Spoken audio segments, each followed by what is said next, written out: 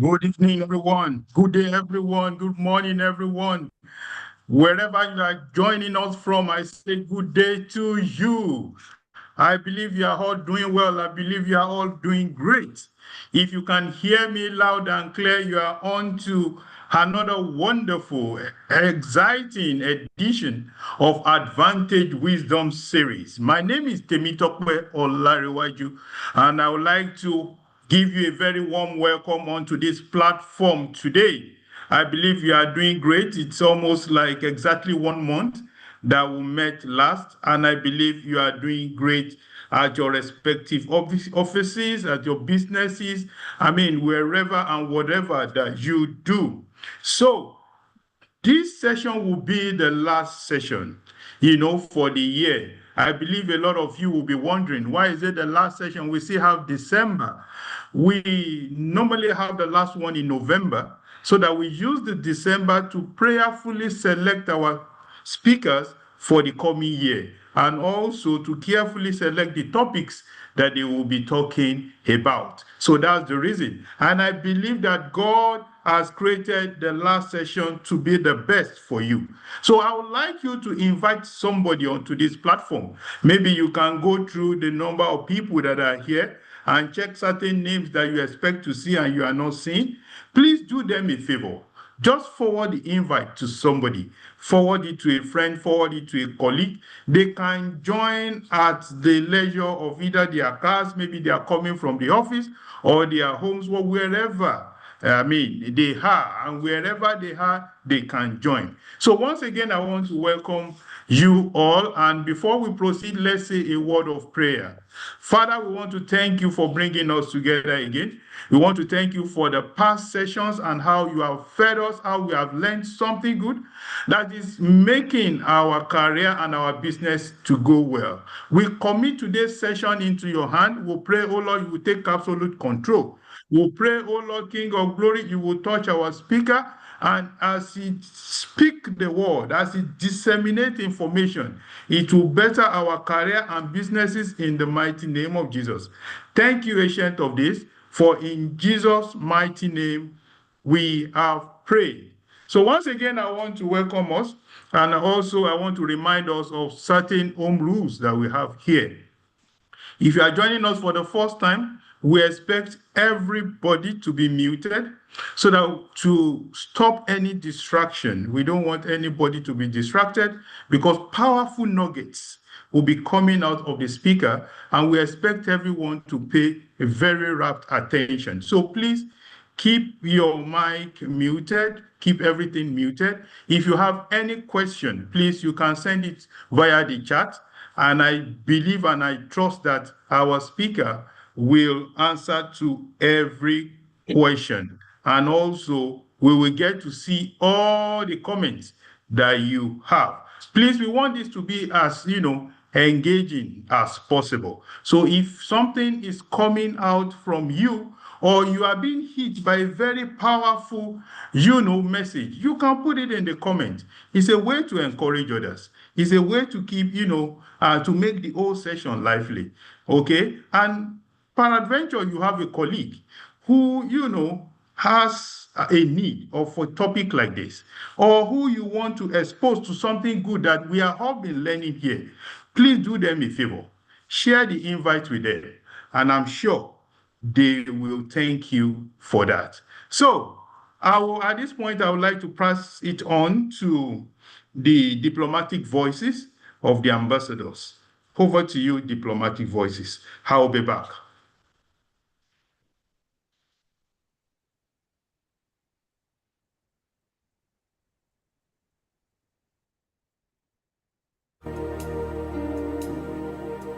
More than a mouth can testify, more than my mind can comprehend. I've seen the wonders of your grace.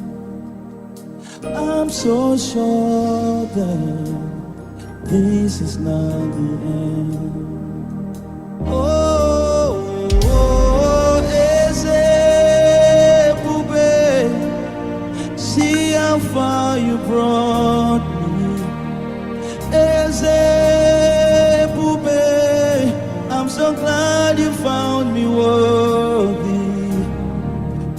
can see, I can tell, and I know it's your grace all my days. I will sing your praise. Oh, Ezebube, see how far you brought me. Ezebube, I'm so glad you found me worthy. I can see, I can tell, and I know it's your grace all my days. I will sing your praise. Grace found me, grace saved me, grace made me who I am. Grace redeemed me, grace sustains me, grace made me who I am. Oh, I can see, I can tell, and I know it's your grace all my days. I will sing your praise. Oh, Ezebube, see how far you brought me. Ezebube, I'm so glad you found me worthy. I can see, I can tell, and I know it's your grace all my days. I will sing your praise. Oh, Ezebube, see how far you brought me. Ezebube, I'm so glad you found me worthy. I can see, I can tell, and I know it's your grace all my days. I will sing your praise. I can see, I can tell, and I know it's your grace all my days. I will sing your praise.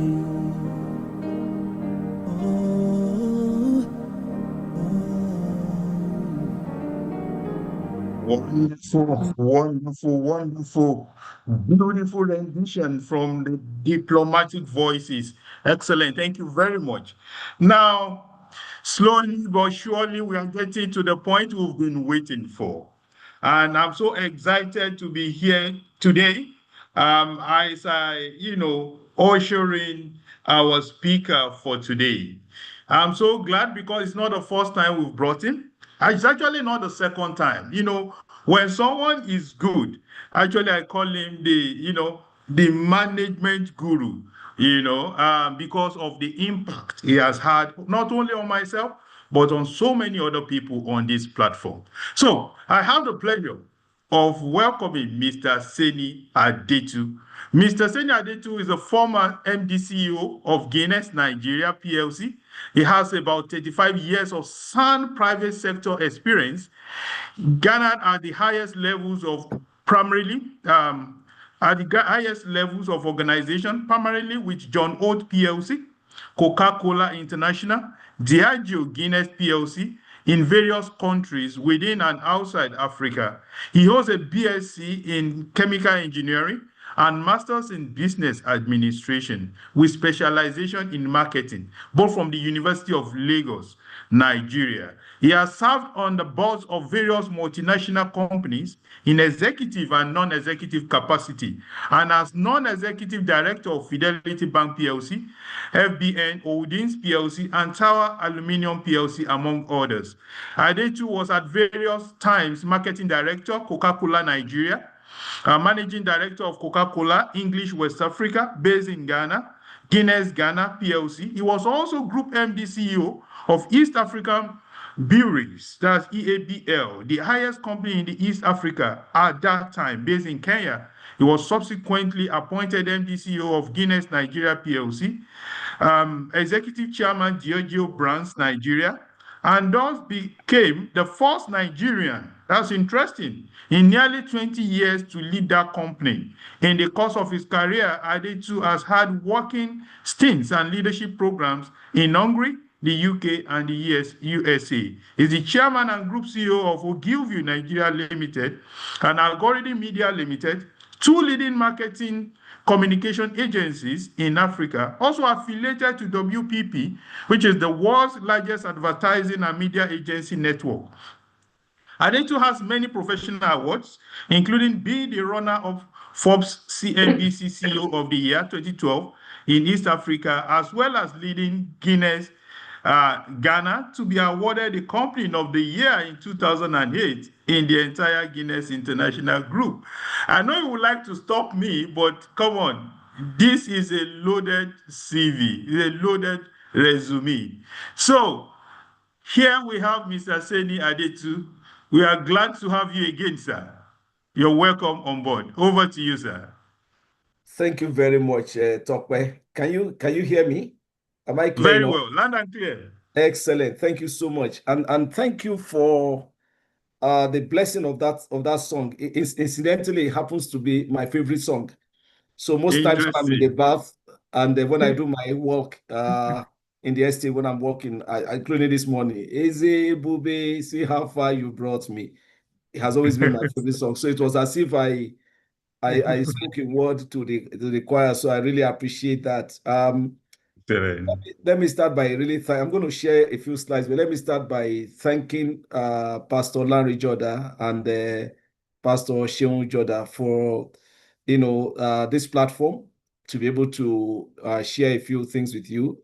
I do not take it for granted. I appreciate it that every time you really want to get me. At times my diary is moving, but you are patient with me, which shows that you really love me. You appreciate what I offer here. So Pastor Larry, I'm sure you're hearing me. I thank you, sir. Pastor Sheung, I thank you, ma. And then Tokwe, I thank you also for your patience working with my PA. So I thank you for that rendition of my CV, but I just like to see myself as a child of God. In fact, as a beneficiary of God's faithfulness. I would start by, what I want to talk about is managing businesses for long-term profitable growth. Okay. But as I always do, and like you said, when I talk about, I've been here a few times, but like I always say, for me, it's not of him that willeth, it is not of him that runneth, it is only God that is showing mercy. Let me share my slides, and then hopefully you can see what I'm looking to share with you today. Can you see my slide? Yes, we can. Excellent. So what I want to talk about, like I said, is how do we manage businesses for long-term profitable growth?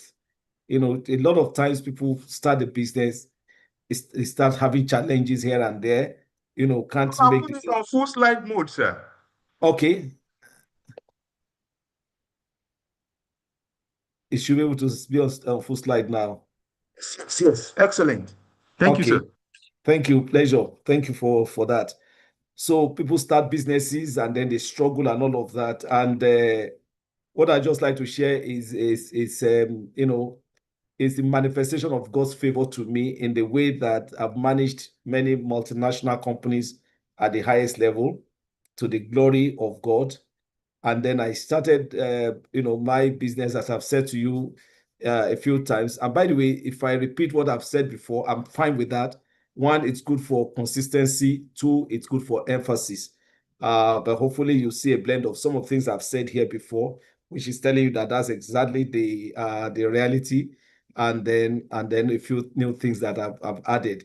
But so God has been so good to me that I've managed multinational companies. Like I said, I've served on boards of banks and non-banks, and I started a business from scratch. Incidentally, to the glory of God, will be 10 years in January. God willing, I would extend that invitation to you, Pastor Lanny, to celebrate with us God's faithfulness. And we're looking back now, 10 years after. I think we will. It should be on record that adding number one or number two, depending on who you are talking to, in the industry in terms of media agencies, advertising agencies in Nigeria, entirely due to God's faithfulness. And I always say that, for me, it's really about God. You're going to hear me, say that many times, and I genuinely mean it. I'm not saying it to tick the box. I want that can clearly say that God has been good to me. And so one of my favorite, just like I had a favorite song, I said, one of my favorite verses in the Bible is the one that says, Romans 9:16, that says, it is not of him that willeth or of him that runneth, it's simply God that is showing mercy. And that's the way I want you to understand everything I say. So I can't boast here. I'm letting you know upfront that when it comes to managing business profitably, it's also down to the God factor. So all I can share with you are my, personal experiences, but the God factor is one I cannot separate from everything I say. So we'll talk about what a business is. What is success in business? In fact, maybe one or two things about the world around us today. And then how do we operate successfully in business? Again, sharing my experience with you. And then the role of leadership, okay?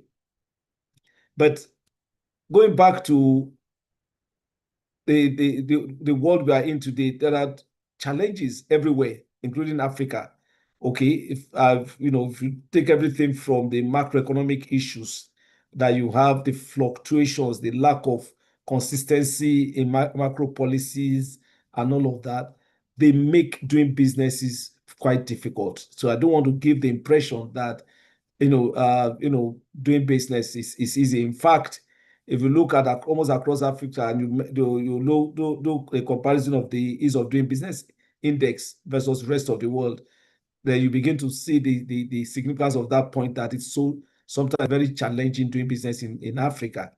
There's the insecurity issues, that the infrastructure issues.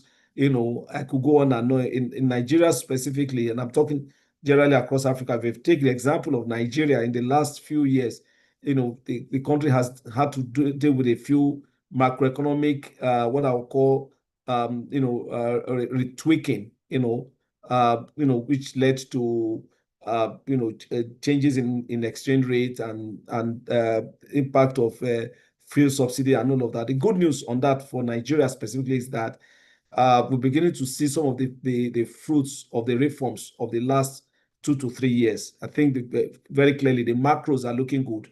And what people are talking about is how the micros, MICRO, can also, support the improvements that we're seeing in the macros. In other words, the economic indices of inflation, of GDP growth, of exchange rate, of interest rate are beginning to stabilize and even somehow look positive.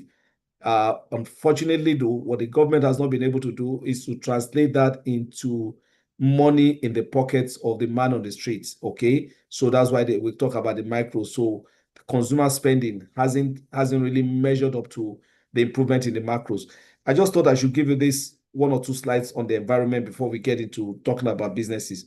But that's what it is. But despite that, I'd rather do business in Africa than anywhere else. Everywhere else has been flat for years. Africa is still the one growing. When I was with Coca-Cola and all of these multinational companies that Topper mentioned, when they were reporting, 2% growth in Europe, 3% growth in America, Africa was always talking 15, 16% growth. So Africa is still where the growth is, and that's where the opportunity is. And the fact that, despite those challenges I talked about, the fact that, people are happy they're, throwing one social event or the other, you'll be amazed the quantum of value that resides in some of these, activities that you call, parties, the in terms of the entertainment, industry, whether it's, people celebrating birthday or naming ceremony, and the food that is being consumed, the drinks, the whatever. It's a lot of, value that is going into that. As an example, I'll share another example of an emerging industry that's really blowing everyone away now. And, I'm finding myself increasingly, creating a team of people in my organization to deal with that. I'll come to that in a second. But the point here is that in spite of the challenges I talked about, you will still want to do business in Africa rather than anywhere else. But I've said on this platform before that the way I see business is really about growing shareholder value. Every business has a shareholder. If the shareholding is not in actual cash, even the time you invest in it is a value, and therefore it's the shareholder value.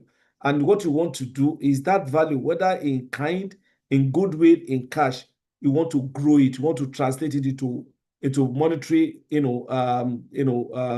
values, which is ultimately what you will take to the bank. So sometimes people are measuring the return on investment, you're measuring, how you're doing versus your peer, you're doing, how you put everything in place to ensure that the improvement in value that you are generating in the business is sustainable over a period of time. So that's what business is for me. And when I ask people, how do I measure, or if you ask me, how do I measure success in business? How can somebody even know that this business they are running makes sense? There are 4 or 5 things that I always think about. And I say to the person, yeah, that business is making sense. It's a good business. It's a successful business. Number one is it has to be a business that is built to last. And we'll talk about how do you build a business to last, okay? I just said that the company I started 10 years ago, some time ago, is now going to be 10 years. But when you think about Coca-Cola, about 3 or 4 years ago, I was at the 70th anniversary of Coca-Cola in Nigeria, celebrated at Eco Hotel. So which means that the company has been in Nigeria for 74 years, 74, even before Nigeria's independence. That's a successful business. That's a business that is built to last. If it lasted 74 years, that's not 74 days. That's a successful business. So a business is successful in my own world when year in, year out, in spite of the storms and the challenges in the economy, its feet are on the ground and it's still moving, okay, and able to deal with the peaks and the troughs and the ups and downs of the economy. That's a good business. Another way is that I want to see a business that is not just staying there, but it's consistently delivering superior shareholder returns. Every year in, year out, you can measure how much profit it's making. You can measure how it's able to pay dividend. You can measure how, they're growing market share, and so on and so forth. That is a very good business for me. That's a business that's successful. Another parameter I use that it must be a business that is now shaping the industry, whatever the industry. If you are in catering, you are selling food. How I realized that you're a successful business, that you're the very first to introduce a new recipe. Okay, one day, long time ago, I was sending somebody to go and get some food for me at, I think it was I can't remember whether it was Tasty Fried Chicken then. And then the person said, oh, they have different rice, different, of course, that means different types of rice dishes. And then she said there's what they call ajoke rice. I was hearing for the first time. Somebody has just decided that I'll put whatever, I'll put pomo and put spanla and put shawa and put all of that in that and create ajoke rice, give it a name, ajoke rice, and charge a premium for it. And suddenly people were buying into that. So that's the way you begin to build a business. You shape the industry with your innovation, with new thinking, and so on and so forth. Talent. When people stay in a company, if you are working in a company, or you're in a company and somebody is staying with you in that company, and the person doesn't want to leave, it doesn't matter what people are talking to the person about changing, jobs and all of that. That means you are building something that is good, that can last. It's more difficult to build a successful business if, year in, year out, or month in, month out, people are leaving, and there's no consistency around the talent retention and the rest of that. So that's really no good. I mean, there's the joke that we say, which is that, when a restaurant is operating, okay, and has staff and all of that, and then another restaurant opens almost directly opposite the one that's been existing. The staff, if you've not been treating your staff well, what the staff will say, oh, thank God there's a new one now. I can go look for a new job, a job somewhere in a new restaurant. So while they're saying thank God, you have not been looking after your staff, you're saying, oh my God, I may lose my staff. So one is saying thank God, one saying, oh my God. So it just depends on how you are managing your talent. So talent for long-term business sustainability is absolutely critical. And of course, the governance structure. I've said to you on this platform a couple of times, I'm sure, that to the glory of God, when I started this company 10 years ago, I was very clear that I was going to be an employer. In other words, I was going to be an employer that was operating like an employee. I will subject myself to the exact same governance structure as all of my employees. What does that mean? I will get paid. I'll put myself on a fixed salary. I'll get paid the same day everybody gets paid. I would have the same number of days of leave. I just decided I was going to subject. I didn't have to do that, and I still don't have to do that. And sometimes my staff think that I'm just very weird. They just can't understand. But it's my way of ensuring that, to the glory of God, that we can build a business that can even outlive me. So that is the business that is successful, is built to last. So you create a governance structure such that even if you are out for some time, you can see that it's almost like a business running on an automotion. So based on autopiloting, and that's how you think about success in business. I'm going to take questions later, but let me just now rush through everything. So managing business for shareholder value, it looks tough, but let me tell you that it is just as simple as what I call ABC. And let me summarize what this ABC means for me. If you understand that A is revenue and B is costs, then C will be profit if you can equate it to A minus B equals C. What does that mean? That means that if you're a very smart person and doing business, we got on your side, what you think is that I must maximize my A, make A as big as possible, make B as small as possible, and then go to bank with my C. Because A is your revenue, B is your costs. You have to shrink your costs. You have to expand your revenue, shrink your costs, and the rest is mathematics. C just comes out on its own. And then the quantum of what C is a function of how you have maximized A and minimized B. And that's why I say it's simple. Now, that's where the simplicity ends. That thing about maximize A, minimize B, shrink B is easier said than done. Obviously, we all know. But with God, all things are possible. And the man has to put in the effort as well. And that's what we want to talk about.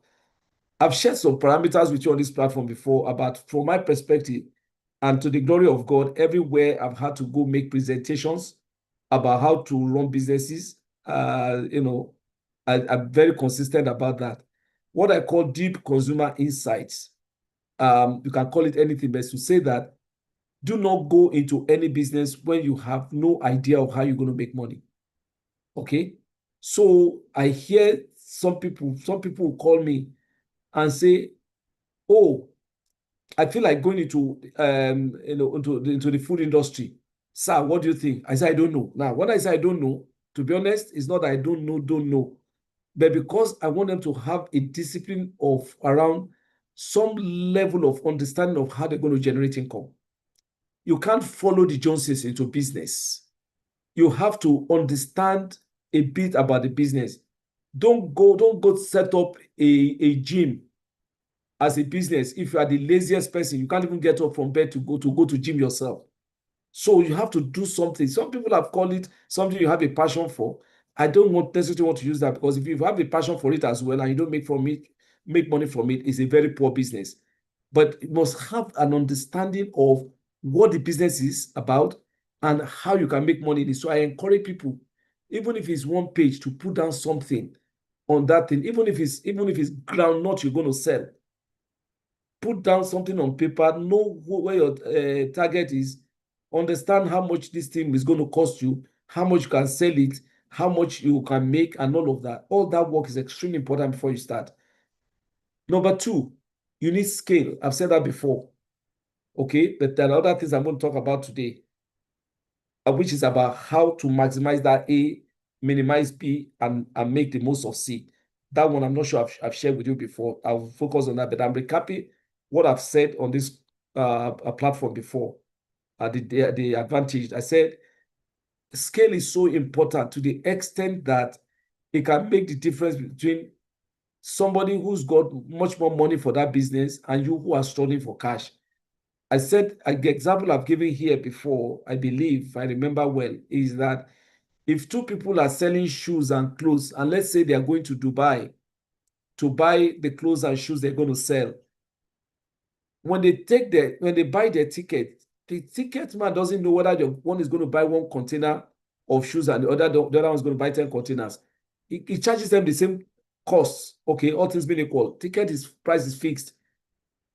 When they get to the airport there, the taxi that's going to bring them out of the airport doesn't know whether you've come to Dubai to buy 1 or 10 cartons or 10 containers. The hotel you are staying, hotel charges per room, it doesn't even know whether you've come to drink tea or to buy clothes, etc., etc. The implication of that is that the man who, or the woman, man or woman who's going to buy the 10 containers has a broader base to spread the cost over, with the result that cost per unit is lower, and with the result on top of that he can even undercut you in price and still make profit, and you will struggle. So you need scale, and scale technically comes from different sources. I can speak about that.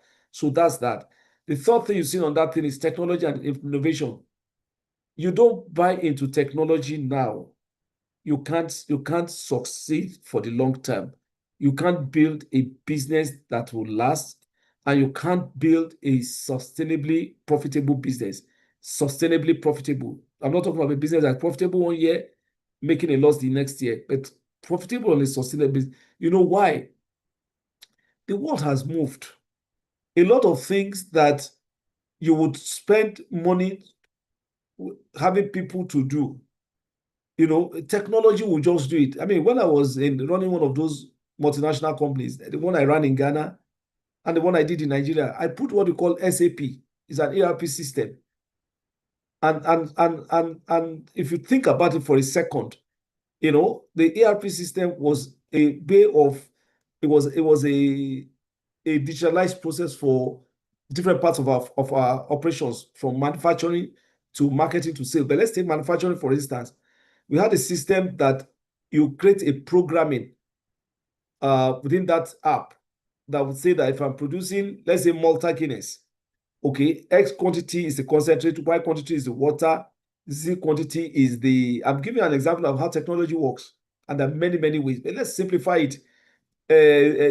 X grammage of concentrate, grammage of this, grammage of that, and all of that, and you program it. Now, when I want to do produce a Malta Guinness, there's a button that says Malta Guinness. When I press that button, the system automatically brings out that formula, and then starts dispatching materials to wherever it's going to go before it goes all the way to production. Prior to that, we were using humans. Humans means that humans can make mistakes. So then what happens is that instead of 2 grams of X, maybe you put 3 grams. Okay, because 1, you may forget, 2, you may mismeasure, whatever. The implication now has a raft. I mean, that action has a raft of implications. One is that you can overbook the materials and get the cost on the wrong side of the equation. Remember, I said you want to minimize cost. So that's one, if you are lucky. A worse situation is that you create a product that has a bad quality, okay, that can lead to major rejections and all of that, etc., etc. So that technology, first of all, prevents costs, expansion, in a way that you don't want, so you can't have spiraling, inefficient costs. And secondly, avoids the case of quality, issues and all of that. just as an example, but this is everywhere. In banking, I've seen it. I served on the boards of 2 banks. How technology just is it. I mean, when I was joining the board of a bank, for example, I could speak all day about technology, by the way, because I want, especially all of you listening to me, to know that the world has changed to the point that you need technology to help you, manage businesses in a profitable way. And technology doesn't necessarily, sometimes when people think about technology, they think it's a different, world of, should I say, complexity and all of that. No. The app, I'll come back to the banking thing I was talking about, but the app that you use when you are finding your ways around, and you say you are going to Ikeja, this app, can you guide me? Isn't that technology? It is technology. So I was talking about when I was joining the board of a bank, we used to castigate branch managers and general managers who didn't meet their target for branch opening. So we had a target. Everybody had a target. Every branch manager, how many branches they needed to open. How many branches they needed to open. So we were praising them for opening branches. They would say, oh, this guy has opened four more branches. Before I left that same board, to open a branch, you have to make presentations and justify why you have to make a branch, because the world had changed. We didn't need those branches anymore. So there was now, there was iBanking, e-banking, electronic banking, instant banking, this banking, that banking, AI had taken over, etc., etc. So whatever business you're doing, supply chain, I can go all along. You need technology for that. Retail management, being able to manage your inventory in the shop. In the past, if you are selling clothes, you are going to count how many yards of clothes and all of that. Get somebody to do an app for you. Recently, I brought somebody to do an app. I just said I wanted to automate my appraisal system in the office. I don't think I paid up to 1 million naira for that. They did that. Suddenly, there was no need to start printing papers anymore. Once the first line manager, goes on the system to appraise, it goes to what we call the grandfather, the line manager's line manager, and so on and so forth. And everything from A to Z, to me as the chairman of the company seeing it, is all on the email system. It doesn't matter what I'm doing. It prompts me and says, one appraiser has just come for your attention. And then whenever I have the time, I go into that. Suddenly we eliminated paper. Suddenly we didn't have to be buying papers anymore to run appraiser, etc., etc., etc. So that's that. Governance and structure. I've talked about governance. So when you are doing a business, it doesn't matter what business is, you need to have, processes in place, systems in place. So just sort of, separate yourself almost mentally from the business. See the business. I don't my personal bank account is different from the company's bank account from day one, to the glory of God. Because I was very clear that this is not something that's going to be about me. I hear that some entrepreneurs on a Friday, they go check the finance director, how much do we have in the account? Can I take some money? That's not me. That's not me. I decided what I thought will give me the kind of lifestyle that I want.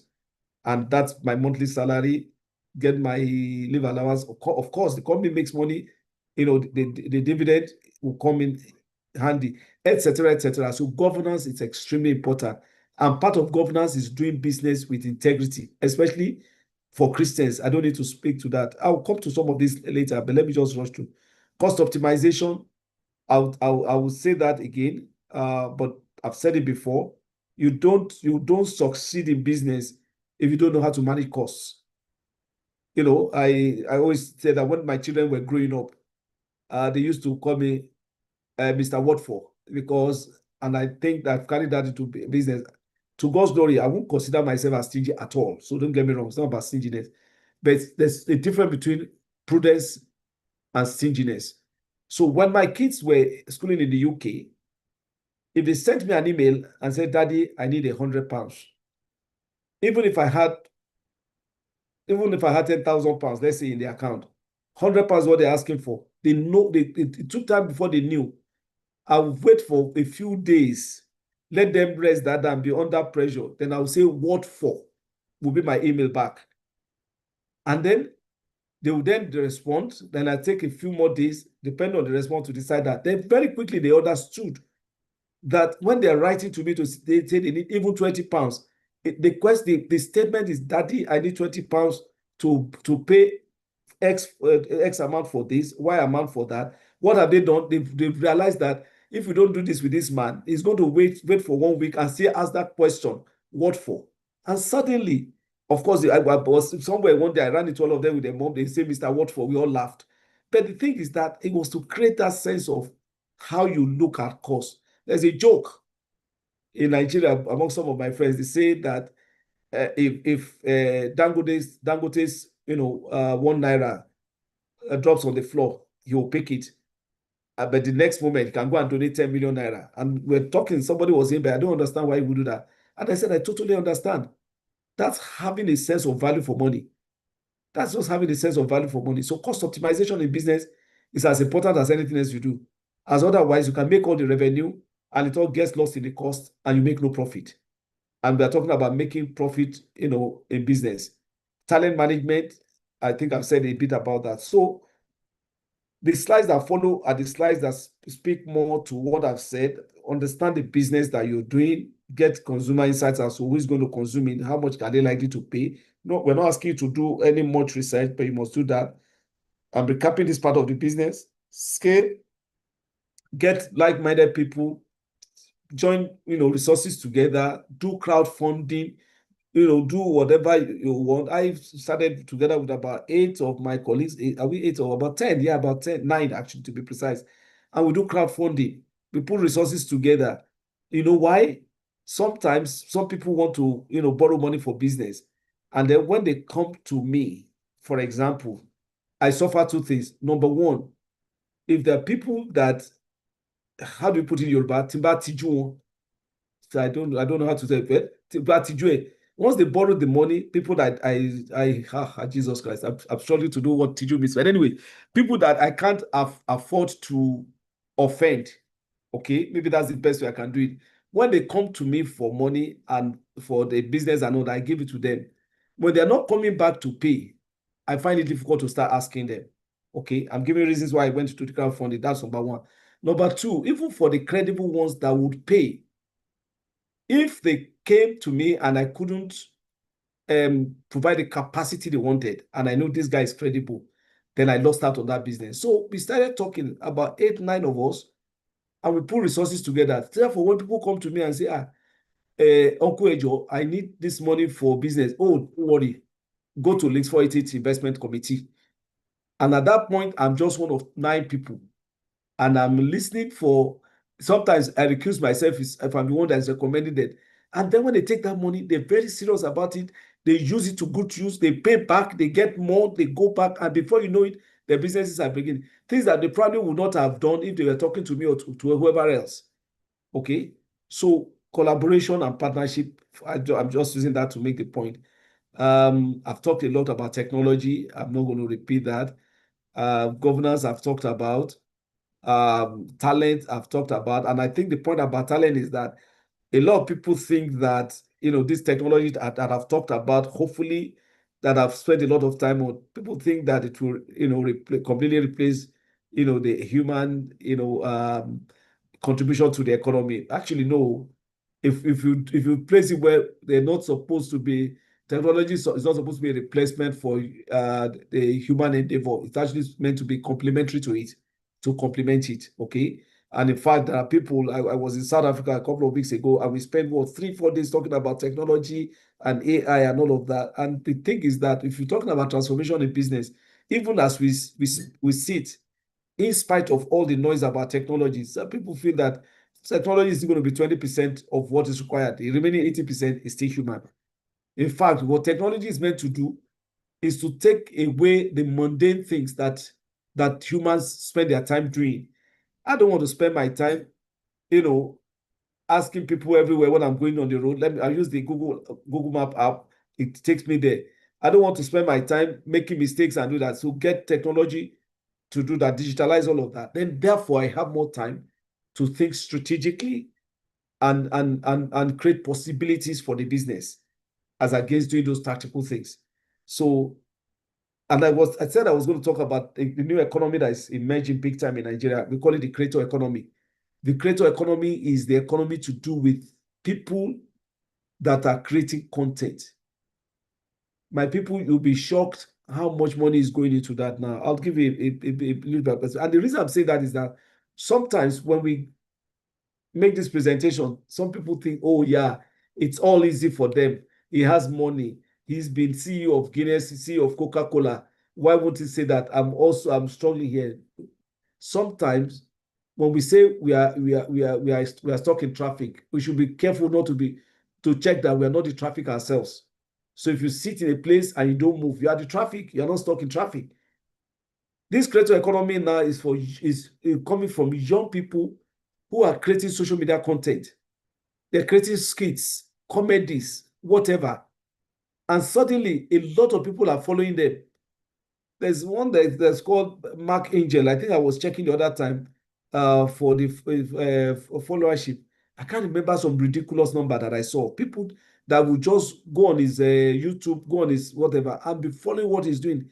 And the quantum of adverts that he's getting as a result, even our own clients are compelling us to go buy media on them because they don't care whether it's a Mark Angel or Isheni Adetu. It's about what's the size of the consumers that are going on those platforms that they can have access to get them to select and use their products.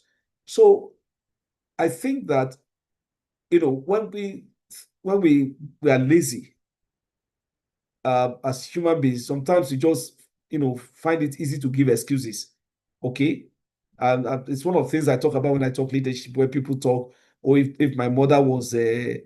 Tinubu, if my father was Tinubu and all that. Your mom is not Mrs. Tinubu, your dad is not Mrs. Tinubu or Mr. Tinubu. Are you going to give up? So creative economy has become, in fact, you know what used to happen when I was marketing director at Coca-Cola some 20-something years ago? When we did our marketing, all that we did for marketing was, it doesn't matter how much the client was spending.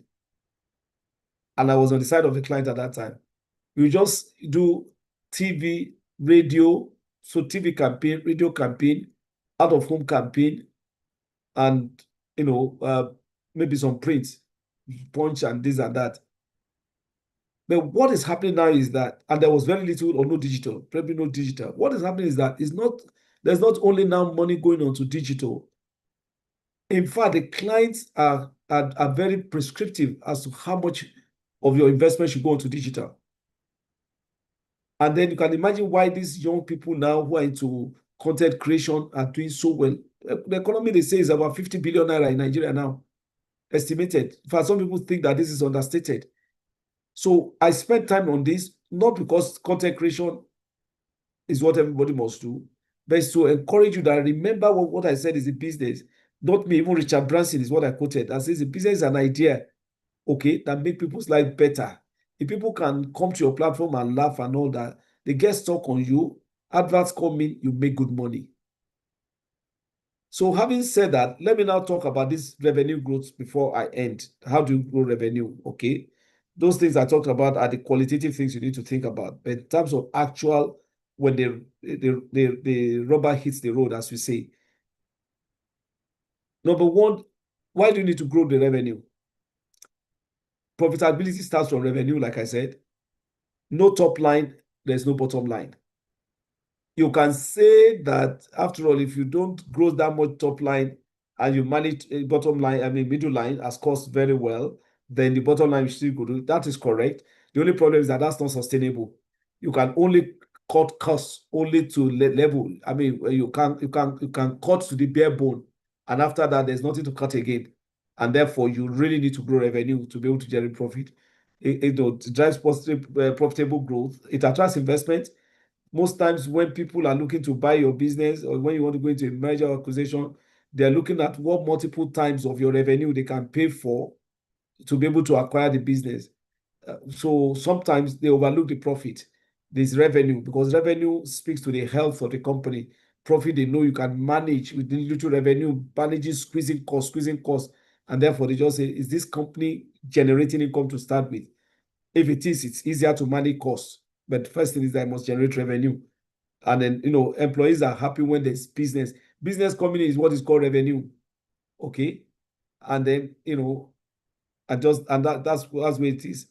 I'm not going to bore you with too many technicals, but when there's what they call revenue growth management, how do you do that? Maybe one day when I have the time and I come to Accra, if Pastor Larry, wants us to do that, I can come and take a masterclass on, how you can grow revenue and then spend more time on that. But it's to do with how you do your pricing, how you manage a few elements, that so many challenges. There's down trading that is happening. Down trading is when people are going from, premium things into value thing because of cash problems, and therefore you see they are down trading. There's a way to deal with that. For instance, you can do portfolio mix management. I don't want to get too technical on this because there's just a way to manage this and grow revenue. It doesn't matter. And this applies to anything you are doing, like I said, even if you are selling Boli and Epa, because their principles, they're not based on a multinational company, doing that. So those are some of the things you need to do. Components of revenue growth management, pricing, like I said, you have to price properly. You have to distribute well, depending on what you are doing. Even if you are in banking, you have to go find customers. So you have to do brand marketing. Innovation is very important. I've talked about partnership. You have to have financial discipline. So this is just a further expansion to say to grow revenue, pricing is important. There are many ways to look at pricing. You have to look at price elasticity. What does that mean? You have to have an understanding of at what point can I price to the extent that consumers will not run away from me. There's a skill to that. So, in every business, whether you're in service or banking or whatever, you determine the interest rate. If I go beyond this, people will leave me and go to this other bank. That's what elasticity is about. Dynamic pricing is just adjusting to market conditions. As conditions improve, what's competitor doing and all of that. Value pricing, you're not focusing on absolute pricing. You're not saying that it has to be 4 or 5. It has to be value-based, meaning that I pump a lot of, goodwill and equity to my brand, make it very strong. Then it can command good price, okay, and then help my revenue. Normally, revenue is price times quantity. Revenue, I should have mentioned that, is your price times quantity. So if you are charging a high price and you are selling a very good quantity, you are in the best position. If you can't sell so much quantity, but you're getting good price, it can even help you. Sometimes, depending, you can charging a low price, but selling good quantity can also get good revenue. Where you don't want to be is the bottom right box of the matrix, where your price is low and your quantity is low. Your revenue is in deep trouble because, like I said, the relationship is a multiplication relationship. So again, these are things that we would do when we have the time. I put here my gala experience. Gala experience, I don't know what I've spoken to you before. I was a director of a company one time, and the company was in direct competition with Gala. And then, we were looking at the pricing one day, and then Gala went up. I think they went from 100 to 150. And then we decided that, we'll hold our price. And then at 150, Gala couldn't sell a single product. I'm exaggerating to make the point that they were not selling much. And they decided that, okay, but we can't sell at 100. We're not making profit. So, the only way to do is that we're going to go back to that 100, but we have to do some value engineering, as they call it, take some things out of the product. So, depending on who you are talking to, because I respect what they've done very well for themselves. It's been a long-standing brand, but there are some of us then that thought that they took so much out of the brand. And I'm sharing this as a case study where what used to be a fat body became very thin, and maybe what used to be inside became like a thread, because that was the only way they could sell at 100 naira and still make money. Okay, and so they would lower price, but they would get a lot of quantity, and so the revenue will be good. These are just examples of how to think about revenue. So price properly, sell good quantity, you get your A that I call revenue. Okay. put some money in marketing. I don't want to spend too much time on that. Like I said, these are slides I use at Lagos Business School or whichever other places I have a lot of time, mostly physical meetings. Innovation, I think I've spent a lot of time on that. Innovation is so critical in business. Don't stay idle. Don't stay still. Just do something. And sometimes people think that innovation means, spending more money to reinvent something. Not necessarily so. Sometimes it's just the change of process. When I talked about the implementation of ERP in my businesses, while working at Guinness, that was innovation. Okay, just changing the way I did things. And immediately that impacted my profitability.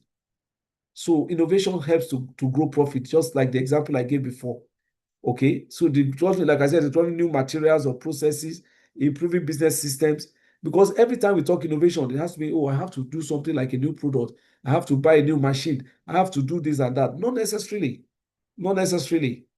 Okay. So there have been many successful innovations in Africa. I don't want to go through that. Some ways of doing things, new ways, and so on and so forth. Cost management, I've said a lot about that. But your best bet, maintain a lean, mean operations, take out all the fats. Consumers or service and enjoying, clients cannot accept all the fats in your business, because putting so much cost in your business, is actually at variance with the concept of profitability. Okay, it's at variance. You don't want to say you want to grow profit, but you're piling cost into your system. And sometimes businesses die because when those costs come in, you try to increase your price so that the customers can take the cost from you. But if that cost is an inefficient cost, if it's a passive cost, as we call it, not an active cost, an active cost is one that is absolutely necessary in service of the business you are in. You have to incur it. I have to produce, I have to do this. That's active. It's a passive cost, and you try to pass it exactly to the consumer. The consumers will reject it. Okay, it's not an active one that they have to buy into. Financial discipline, I'm beginning to round up. Understanding the difference between OPEX and CAPEX. OPEX is what to spend on, and maybe this is a financial part of things, but it's good for people to know. If you're in business, you know it. OPEX is what you need to spend on an ongoing basis to run your business. CAPEX is that thing that you need at the beginning to set up, okay, or to expand, and they're usually very expensive. So across the road in my office in VI, there's a woman that sells Boli and Ekpan. She's also well. You see people in their ties, they're lining up and they're collecting, they're buying Boli and all that. But what I noticed that, when she started some years ago, she bought some, the what they call it, the grilling equipment and the grills and all of that. Spend money on that, and that for her is the CAPEX. Okay, bought some other things that she used in guiding the place and all of that. After that, the rest is OPEX, like the person that is helping her, paying that person money, doing this and all of that. Now, what am I saying? Try as much as possible to minimize your CAPEX. Don't over-engineer what you need. Okay? If what you need is a Volkswagen to do your kabu, don't go and buy a BMW to do the kabu, because there's only so much you can get from it. People will not say because it's a BMW necessarily pay the price that is commensurate with the investment you have made, and you end up losing money. So managing all of that, understanding what cash flow is, they're also important. I think the financial wisdom that I want to leave you with is what I always call spend, save, and secure. Spend, save, and secure. You can't say that you should make money and you should not spend. You can't be stingy on yourself. I've said that before. So yes, you will spend. You need to save some money. People say for rainy days. But importantly, you need to secure, some of your money in the form of investment, and you can determine what's the right investment for you. Okay. I always say to people, to the glory of God, I mean, to God's glory, I live today in Banana Island, but I started by living in Agege, not because I couldn't afford. In fact, I left my parents' house to move into Agege the moment I started the job because I wanted to be responsible. I wanted to have a focused life. And that meant that because I was a young person just starting, I could only, afford a rent in a 2 or 3 bedroom in Agege. And then from there, I moved to Ogba. From there, I moved to the glory of God to Dolphin, I think. From Dolphin to VGC to Parkview, and then to Banana. Sometimes you have to manage your bite size. You have to manage your bite size. One of the things I don't do is I don't envy people and I don't follow the Joneses. I just run my race. I just run my race to the glory of God. And I'm not saying that because I'm trying to, make anybody think of me as a good person. I run my race. And that's the way I see a person that wants to be successful in business. Don't compare yourself with people. I've seen people who are running businesses, and when the neighbor buys a Range Rover, they're wondering, how can my neighbor be better than me? I'm also going to buy a Range Rover. But the business they are running can't even justify a Peugeot. So these are some of the things that you will need to. Let me begin to close. Debt management is another thing. I don't have time to go through all that, okay? Because I think I have one app because I really want to do the 30 minutes or thereabout for questions so that I can make a good thing. And then learn to do reporting. Reporting is not about the business is small or is big. Just have the discipline. You know what? I have a book where I write, things I'm going to talk to my guys about the next day, and then the report of what they did, what is the outcome. My management report, maybe from my multinational company days, my CFO knows that once it is, a certain day in a month, I must get a management report of the year, of the past month. Why? Only so that can make me reflect on what we have done well that we must take into the new month and what we haven't done well that we need to rework. Okay, so if we've done well, we ask the question, what worked? Even what didn't work? And if we haven't done well, of course, we're going to say what didn't work. So you need to find a way to report. A lot of people do business and every day is run. They don't have any documentation. There's nothing to really script them as to create the thing about this is the lane. Don't go outside the lane.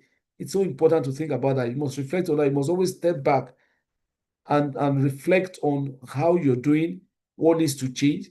You can't be so rolled into daily activities that you don't create that time to reflect and sort of shape the journey the way you think would make you successful.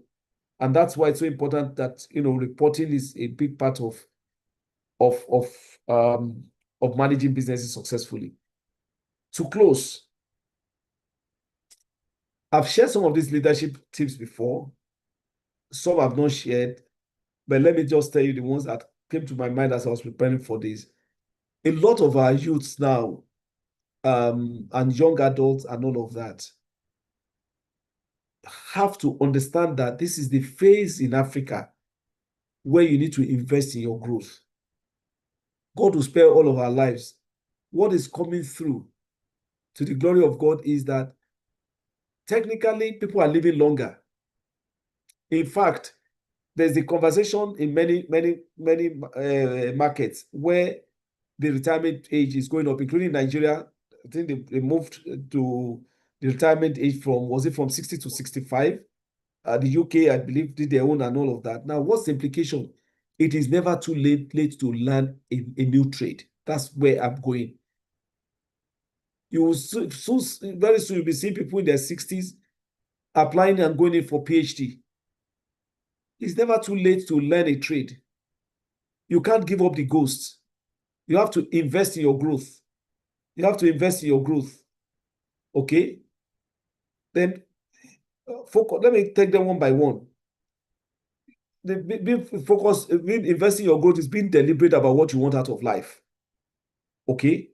And I would encourage you, if you think that you need to, go and read that book, Jim Collins, Good to Great. It's a very good book in terms of really encouraging people, pushing you to think about why I should be uncomfortable with the place that many people call the comfort zone. You can't afford to be. So always challenge yourself. Always make. Somebody said, who taught me, a coach taught me one time. The lady was based in Philadelphia. Said one of the things that will make a man successful in life, I mean, think from a business standpoint, is to sometimes mentally create a crisis when there is none. I said, how do you mean by that? How can somebody create a crisis when there's none? He said, yeah. She said there are times that you assume that all of the comfort you have isn't going to last forever. And therefore, what is the new thing you must do now to protect yourself for ensuring that you can live your life forever? And I still say same more. She said to me one day, she was driving in Philadelphia. Prior to that, she said her office, she said her house to the office was normally like 7 minutes. So, and she was just taking the same route every day. She never thought about, could there be another way to the office? I'm talking real life stories from my coach. I mean, I think it was Coca-Cola at that time that assigned us to coaches. Or was, I can't remember whether Coke or Guinness or which other company. And every day she was going like that. She said for like, I don't know how many years. She said one day she had a meeting, and the meeting was to start 10 minutes from the time she was leaving the house. So she was very comfortable. Normally, this journey takes me 7 minutes anyway. So I'm going to get there. Until she found that they had closed that road. And then she tried to start making her way through some other ways. And she spent 1 hour looking for how to get to the office and missed the meeting. And that was the first time she said, you don't know how what they say about don't get too comfortable in your comfort zone. She said, what would it have mattered if another day before she faced that crisis, that she had tried to know which other routes would lead to the office? On the day she had that, if she was stuck there, then she would have taken that side. So that she said that was what she meant by sometimes you need to create a crisis mentally when there is none, only so as to push yourself. They say business is like a big wheelbarrow, right? It's going to stay static unless you push it. So grow yourself, invest in yourself, focus on what you can change. I've said that in this place a lot. I believe in this thing. Many times, even as Christians, we complain about if only, and I've told the story before. I said it one time, I was in Kenya. They were asking me why Coke was not selling. And instead of me telling about things that we were not doing well, I just talking about it's raining. And the boss there asked me, British man said, is the rain favoring Pepsi more than Coke? I said, no, sir. Apparently, he has seen the results. At that time, Pepsi was outperforming me. I was head of commercial, I think, for Coke at that time in Nigeria. And he was able to show me that, okay, so you're talking about rain, but how's Pepsi growing and you're not growing? Is the rain partial to Pepsi? I said, no. He said, why is your distribution this amount? This number instead of this number? I couldn't answer. What's your pricing like this? What's wrong with your advertising? What is this? About 5, 6 questions. And I'm only able to say this to you to let you know that even as to the glory of God, as successful as I was not infallible. I mean, I was young, okay? And he said to me, next time you fly from Nigeria to talk to me about weather, which I can read on CNN, I'm going to throw you back to your country. That was when he said, and he said to me, young man, can I tell you one thing? Just focus on what you can change. You are not God. You cannot change. You cannot determine when it will rain. Fix the other things and let God be God. That was when I learned that. I think this was 97, 98. I can't remember. So let's focus on what we can change instead of complaining about what we can't change. The third thing I think I've mentioned here before is how you measure yourself. If you want to be the best, measure yourself against the best. In business, there's no two ways about it. There will be those very successful ones, and there will be those that are average, and there will be those that are strong. You got to choose where you want to place yourself. I like to place myself amongst the best. Okay? Don't be like, I've used the word before, what they call tallest amongst midgets. I think I must have said it before. There's a comment that people make when they say, I better pass my neighbor. I mean, with all due respect, they're both living in Agege. One has just bought a tiny generator. okay, and he's now putting shoulders up and say, after all, I better pass my neighbor. I mean, you and your neighbor, you are in the same environment.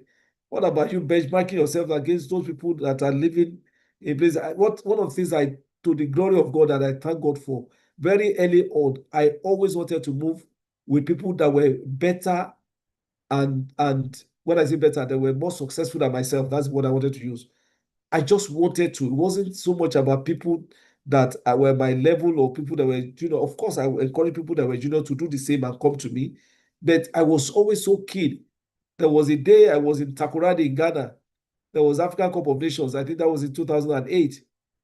I was just going on the lift, and as the lift was coming down, I can't remember. It was the globe man, Adenuga. I ran back into the lift. I needed to talk to him. Erastus Akimbola, I met him in an airport one day. He was sitting alone. I saw him. I said, this man is my senior.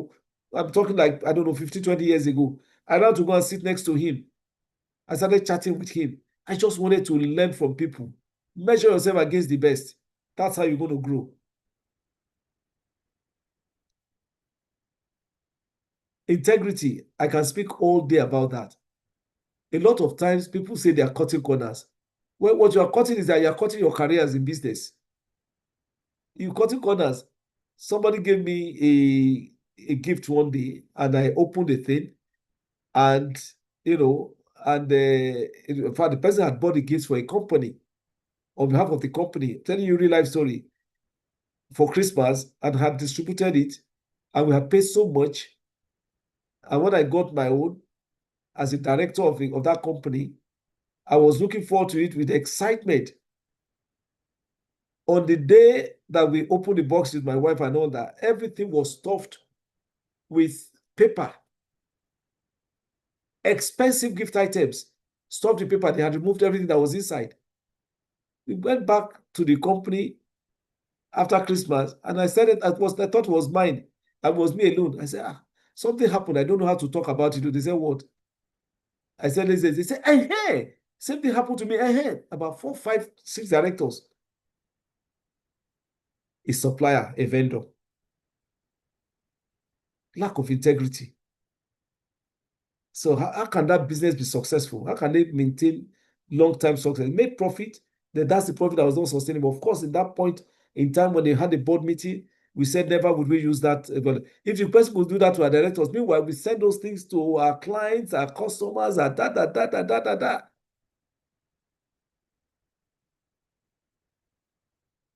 I think the final one is building enduring relationships. We're Christians, but there's nothing that is stopping us from reaching out and making quality relationships with Christians, fellow Christians, and like-minded people. We can't be too much into ourselves. Sometimes I just think that Christians have the opportunity to come out of the shell and be more visible. Okay? Of course, keeping our faith. Because what I've discovered is that if you want to do business in a very, should I say, on a scalable basis, you have to put your chest out and let people know that you exist and that you do the business. You can do the business. One of the things that I thank God for is that the franchise that I have today, which is for the company that we say is the biggest in advertising and media, was born out of meeting somebody in the course of my work and ensuring that I was just very decent and professional with the person. And then the person recommended me and then went all the way to London and and I got the franchise. In fact, I think I was making a presentation to the University of Lagos Alumni Association UK branch about a few years ago. And I got to realize that the thing went viral. I didn't even know how it was done. I was just giving examples of my life, how just doing the right thing and making good relationships. And one of the things I said in that video was that, when my wife was having a baby in the UK, and, I wanted to she's British, and I wanted to go and get a visa. They said, no, your wife is British. She's having a baby. You want to go there. You're going to stay. But I had my job. I was with Coca-Cola at that time. And I said in that video, I didn't make a video. I was just talking and it didn't just went viral. And I said, and I'm talking about just, making the right relationship in a very legitimate, honestly, very legitimate, clean way. To the glory of God, I don't have relationships. I don't have friends that I can't say I can defend that. And, there was this lady, I didn't know that she was anything. She was coming to take business from us. I would not take any money from her. She would just take business and we were doing all the promotions for Coca-Cola. I was very happy with that. And then when I came back from the British High Commission, she was there in the office at Coca-Cola trying to do some business. And she saw me and said, Shani, what's the matter? And I said, no, I'm good. I said, no, you're not. Shani, what's the matter? I said, I'm good. I said, no, I'm not going to live here. You're one of the best people here, helping me. You never asked me for anything. I'm not going to live here until I know what's wrong with you. And I said, what's wrong with this woman? And then I was just led to tell her, well, I've just come back from the British High Commission office. And I was trying to get a visa to go and join my wife who's in London having her baby. And the British High Commission said, no, you can't go because you're going to stay there. And she said, is that the thing? She just waved it like, is that the problem? I was wondering, I said, what type of woman is this? The next thing, that was the days of the big walkie-talkie. She was calling somebody. I didn't know who that person was. And then she now said to me, are you able to come with me to VI? I said, wait a minute, why? I said, well, I want to take you to the house of the American ambassador. Now, it's British that said that I went to. The American ambassador wanted to take me to the house. I never knew that she was a Nigerian married to the American ambassador to Nigeria. And the next thing, we went to the house. The American Mr. Walter Carrington picked the phone, called his counterpart, who was the British High Commissioner to Nigeria. The next day, I was in front of the same man that said no. And like I said, when that video recorded, I've never seen a white man. I mean, I've managed white men as their boss, but I've never seen a white man use sir for me in the 10 minutes or so I stayed in front of him. Almost to the point of telling me I should have told him that I knew his boss's boss. I don't know how many raised to power, how many. So just make the right relationships and do it with integrity and stay in the game. And the God that we serve, I'm sure, will come good for us. Of course, the best relationship we can make is with God. I don't pretend about it. It doesn't matter where I'm speaking. I'm not shy to say that what I am today, and I know that there's still a long journey to the glory of God, but it's all made possible by God. And that's why I was saying that, that song, Eze Ebube, is a song for me. So I want to thank you for listening to me. I always end with this quote that says, see you a man diligent in his work, he shall stand before kings, not mere men. In the long run, we're going to get what we aim at. Let's aim high so that we can receive something high as well. Thank you very much for listening. I know I took a bit of your time, but I just wanted to clean my heart on this. I hope that was a bit useful. Thank you. Talk over to you. Oh, wow. No, I mean, more than useful, sir. More than useful. When you hear some, teachings that are more theoretical, I mean, the people that are saying it doesn't even have the experience, but this is a combination of, the theory with practical, and that makes it, wonderful. That makes it very, very in-depth.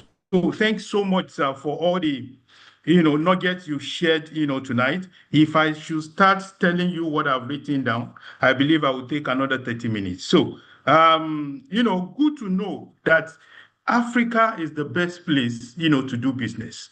You mentioned those challenges, but inside those challenges, there are numerous opportunities, and you told us, clearly that we also need that creativity, because in that creativity, there's a lot of things to do around here. I really love, that part you talked about.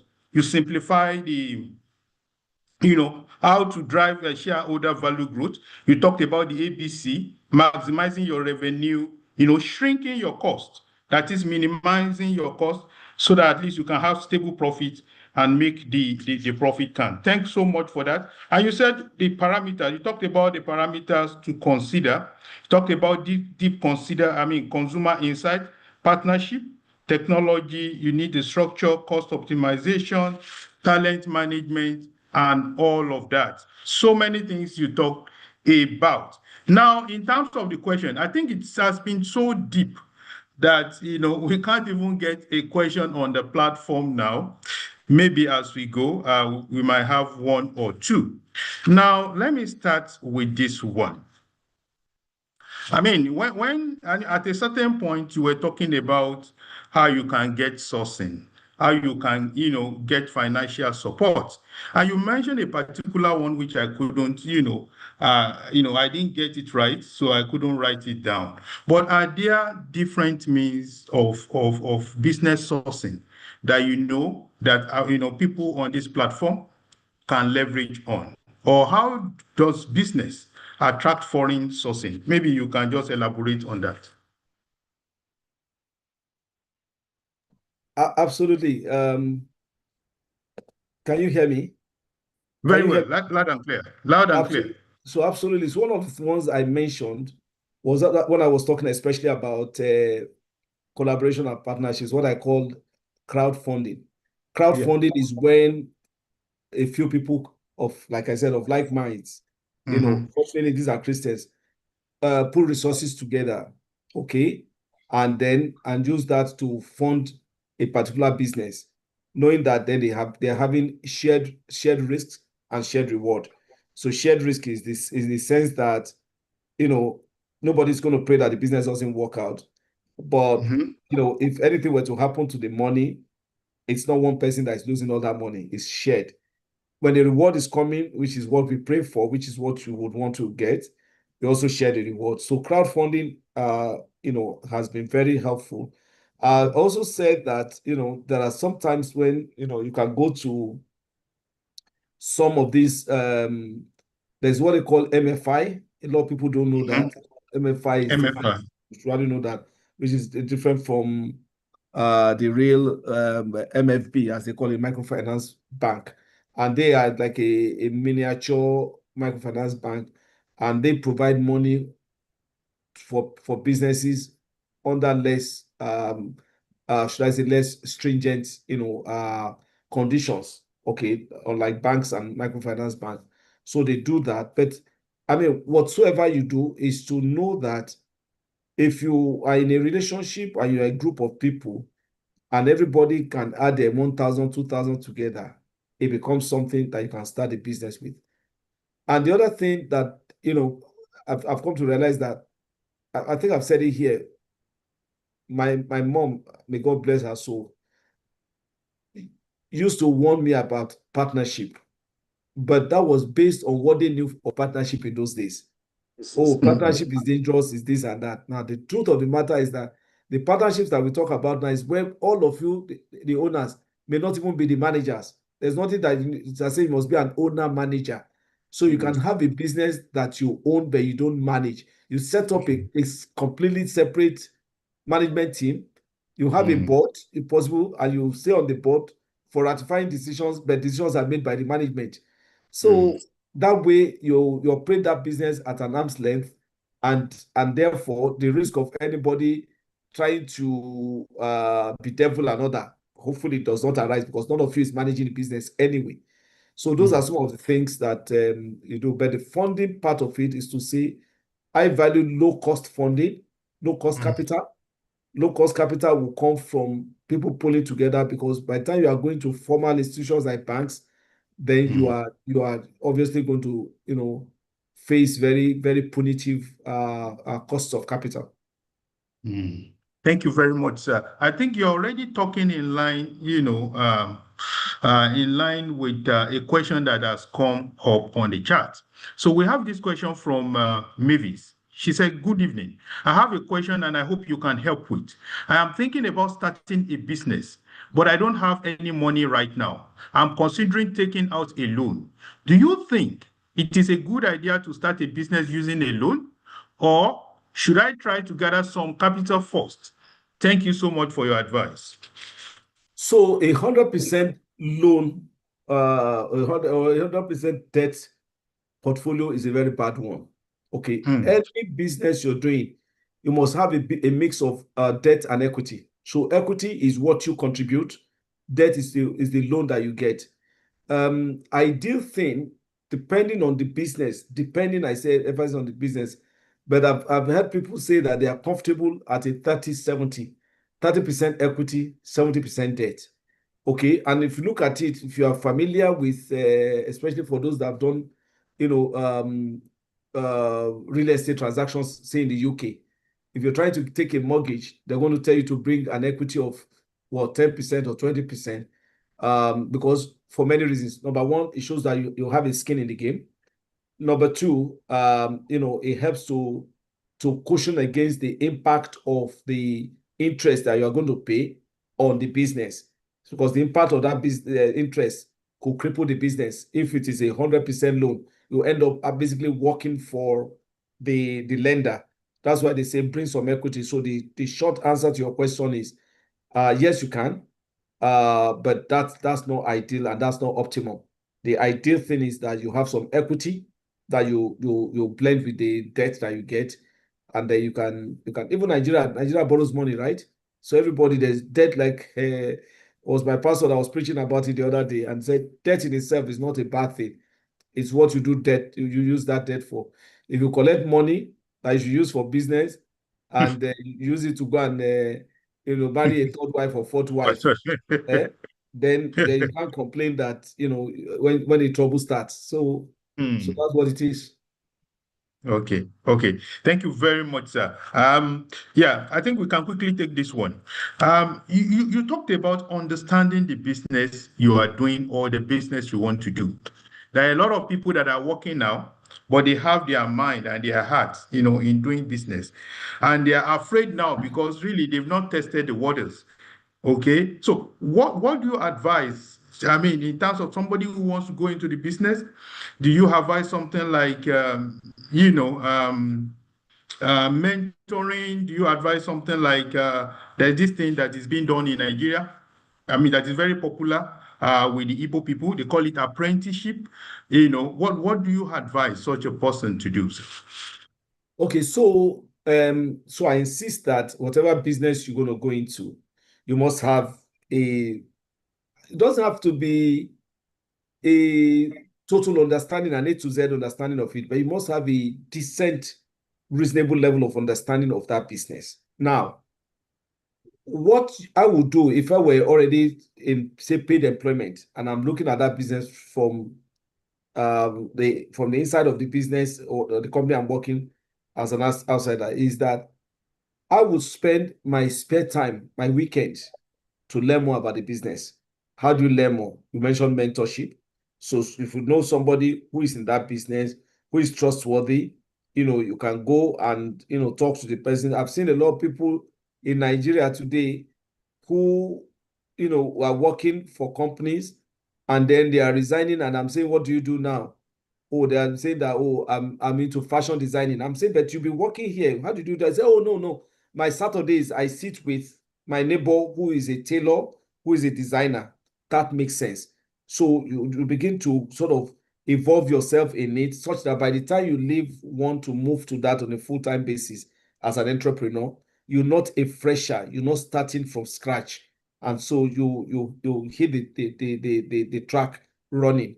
So yes, so you have to learn about it. You have to understand it. You can do that through your spare time. And we've talked about the fact that you have to save towards it. You can also call for partners to join you, okay, and build something with scale from beginning. But I encourage people that don't rush out of your whatever you're doing. If you're going to do into the business, make sure that there are two things that are very important when you're going into business. If you have been in paid employment, I've said that to many people.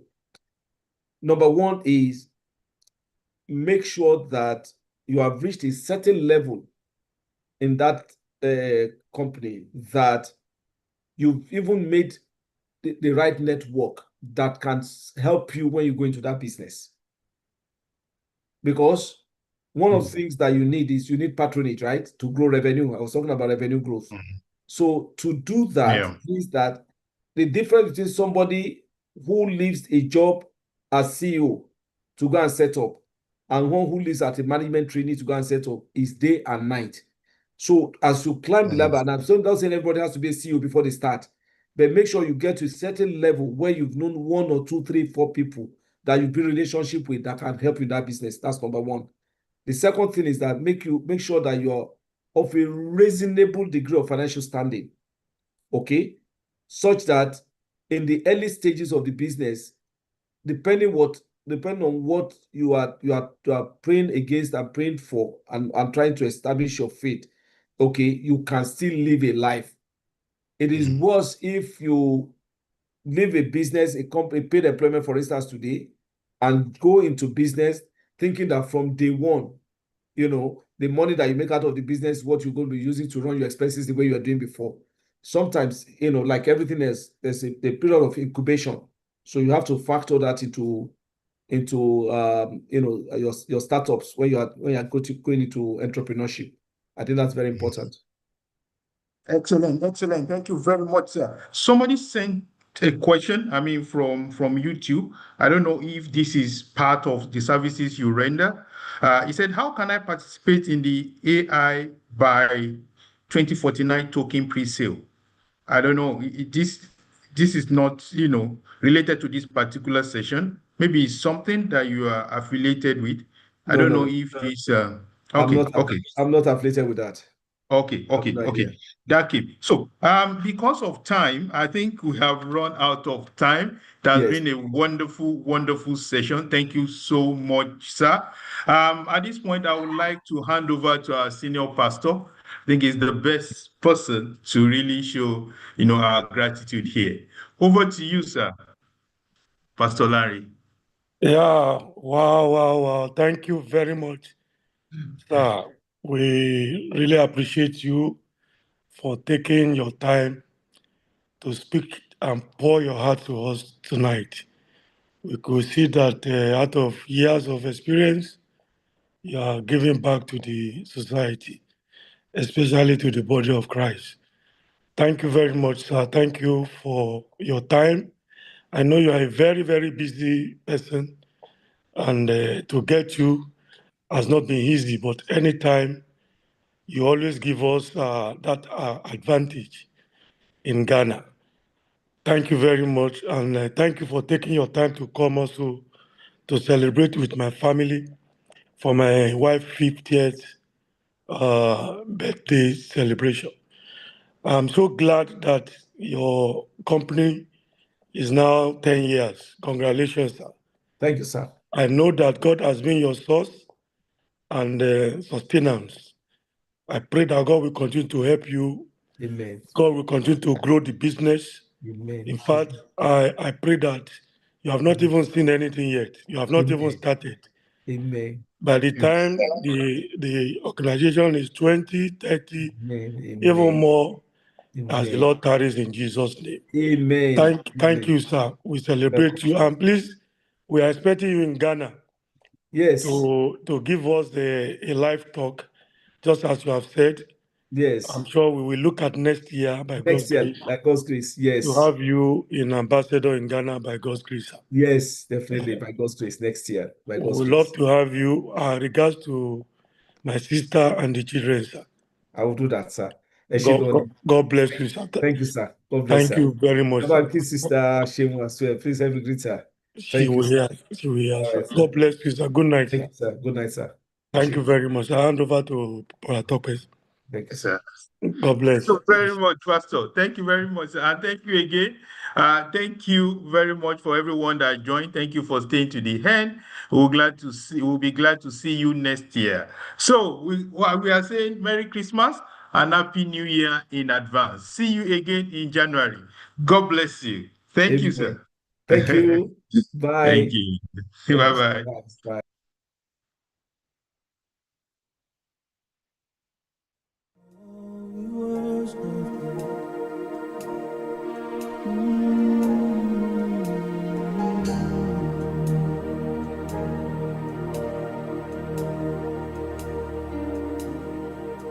More than can testify more than my mind can comprehend. I've seen the wonders of your grace. I'm so sure that this is not the end.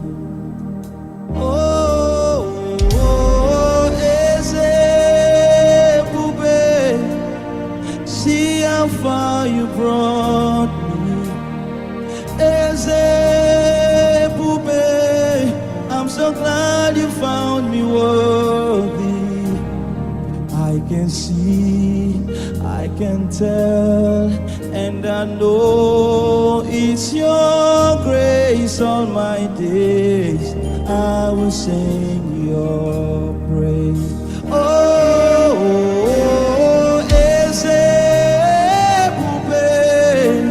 See how far you brought me.